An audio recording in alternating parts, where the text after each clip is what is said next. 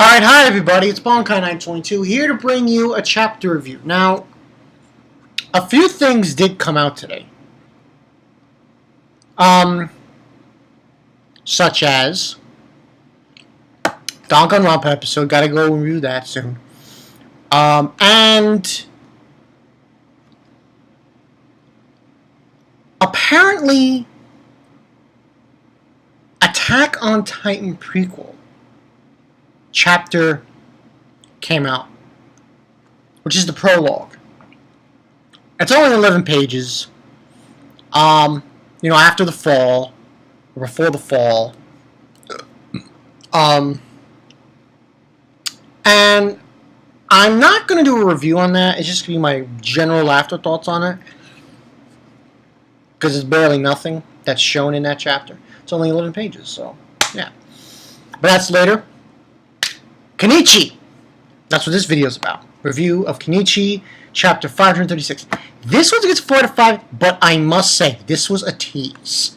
This was like, pretty much what this was the confrontation.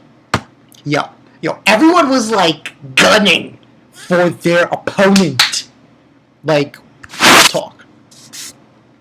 Because, like, we had Kensei, Oba, go gunning for his brother. We had Sakaki gunning for Hongo. There was even Apachai gunning for the other guy. I was like, yo, these guys are going in. They're labeling their opponents already. They're like, confrontation time. Boom, we're going in. And even, and I noticed I forgot her name. There was a confrontation between her and Akisame. I was like, alright. Alright, so this chapter was labeled with that going on, and at the same time, what's going on with Kenichi.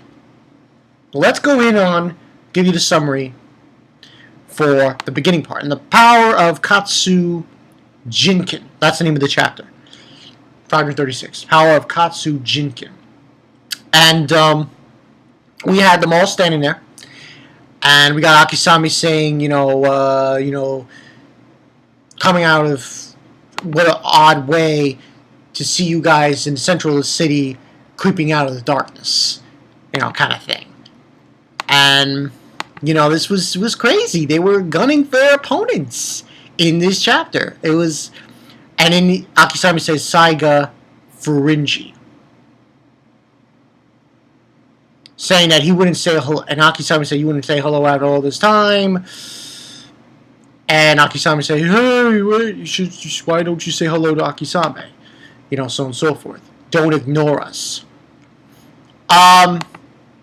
So, pretty much, Miyu's father, by the way, that's who Saiga is ignoring them. And then we see Oba saying, oh, Nissan, so you really weren't dead. And I always thought, you really I'd really like you to tell us why you came here. And, so on and so forth. And then Yapachai saying, Appa, our guard. That's that guy with the tattoos on his face. So, it's like this chapter was all about confrontations. They were like confronting their opponents. Like Oba against his brother. We got Apachai against our guard. And then we got Sakaki. Oh, he's calling Hongo out. I was like, oh. Guys are calling out their opponents and they're ready to go in. Go in. But that's all that happened. And, after that you have, Hongo, Usaki say, oh, go spit it out. What the hell are you scheming? You planning to kill someone, isn't it? Depending on your aunt's house, we'll all send you to Big Lock. And then we got that other guy. His name eludes me. The old man. Calling them youngsters, saying, can't you read the situation? We're 7, you're 4. Labeling that Mion Sonpaku has no chance against them. And our student superior too. And Izaki saying, we'll give you a 3-people handicap. and saying that 4 of us from some Real Sonpaku is an invincible team. And we just got, what's her face? That girl. Her name eludes me. Well, let me go get the names so it's not so hard to remember their names. But yeah, it was just unbelievable. They were just like going in this situation. And it was just insane. I was bugging out with what was going on here. And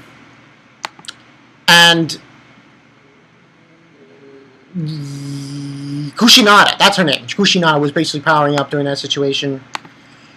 And this was a confrontation, pretty much. Good versus evil. And she was saying that she could feel that their power is superior to theirs if they team up. And saying that when we join our power, it's not just the sum of all of us. Our power becomes infinite. There's a scene where they're ready to go. Oh boy. And then we have Asgard saying, "I see indeed we've never done such a thing." And then Hongo, he's like saying, "Oh, I'll break the ring when I do. You." It's just like, oh man, Hongo's like, what? And then we got, what was that guy's name? I forgot his name. His name eludes me. Ramon saying, "Don't butt in, youngster." Saying, "Don't butt in." No, Ramon didn't say that. I can't say his brother. Him. He said, "I will deal with them. I'll take them down." And then after that, we got these 2 helicopter pilots. They're like, "We gotta get down out of here." I was like, yo, that was so funny. Those guys were saying that. I was like, yo, it's like civilians. Civilians, get the fuck out of here. Get the hell out of here, guys. You're gonna get stomped. Civilian helicopter pilots. That was funny. But, so, that's pretty much what's happening. And they're ready to go. 7 against 4. And someone says, I don't think this was rather Ogata or Saigai saying the power of Katsu Jinkin, which is the good side of martial arts. And then after that, the rest of the chapter is pretty much Kenichi, Miyu, and Shigure. Now, Shigure is very worried, being where she is. She's very worried about the situation with the guy from the weapons team that has shown up on the TV that she knows, apparently. And Kenichi sees this and she says, "What should I do?" About what? A man I know was on TV just earlier saying that he's quite a bad guy, he's a killer. And she says, "I think he's the one that's killing the most people using a weapon made by my father." Yeah, because apparently she goes around Shigure trying to take away the weapons that were made by her father that are being used to kill people. That's what we realized in this little thing. And that's what I believe Kenichi and Miyu are stating about this. And she's asking, should I go? Should I not go? I have to watch over you. Don't worry about us. Just go, Shigure. She's giving him a look, which was kind of funny. And then apparently she wants to take them with her. So she wants to take Miyu and Kenichi to where this guy is. Apparently. Because she doesn't want to leave them behind. Because if she leaves them behind, they're going to get attacked by the Dark Masters. So after that, we go to something else. We go to the actual port where this guy is located, who is part of the weapons team. And apparently, we just see these random guys that are part, I believe, of the Japanese army. and they're trying to find out that there's someone there, saying that there were teams went in there, dispatched for just a tanker, and saying that this guy is someone he's not normal, he's fighting with some kind of weapon. And they're saying, where are you hiding? And then there's just this guy, he shows up out of nowhere. And they're saying, throw down your weapons and surrender.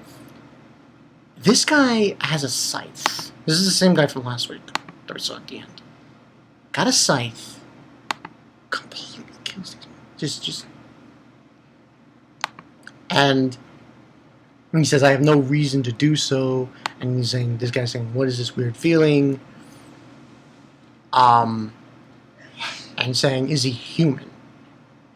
It's actually the Japan Coast Guard doing this. As beside the one Shadow Nine Fist is the ahhhhghhhh Executioner Blade moving 2.